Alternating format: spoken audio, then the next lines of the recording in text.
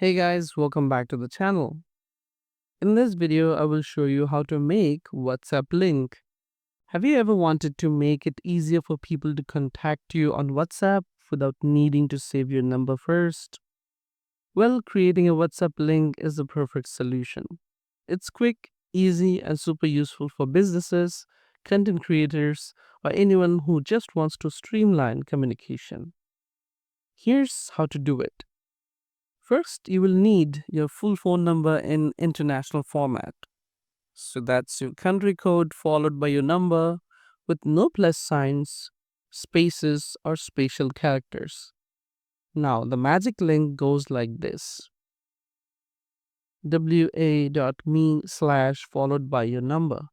For example, if you're in the US and your number is 12345678890, your link would look like this. So that's how you can actually create a WhatsApp link. Thanks for watching this video. If you found this video helpful, don't forget to like, comment, share, and subscribe to the channel. I'll see you in the next one.